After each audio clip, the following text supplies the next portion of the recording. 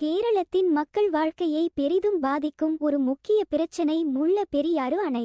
1895இல் British ஆட்சி காலத்தில் கட்டப்பட்ட இந்த அணை உடைந்துவிடுமோ என்ற அச்சம் பலரின் மனதிலும் உள்ளது. கேரளத்தின் இடுக்கி மாவட்டத்தில் அமைந்துள்ள இந்த அணை கேரளா மற்றும் தமிழ்நாடு இடையே நீண்ட காலமாக இருந்து வரும் ஒரு பிரச்சினையின் மையப்புள்ளியாக உள்ளது.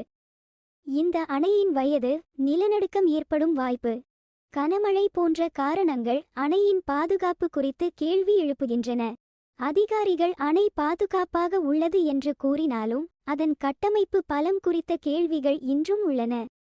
இருப்பினும் இரு மாநிலங்களும் அணையின் பாதுகாப்பை உறுதி செய்ய பல நடவடிக்கைகளை எடுத்துள்ளன. ஆயினும் கூட அணையின் எதிர்காலம் குறித்த உறுதியான பதிலை இதுவரை பெற முடியவில்லை.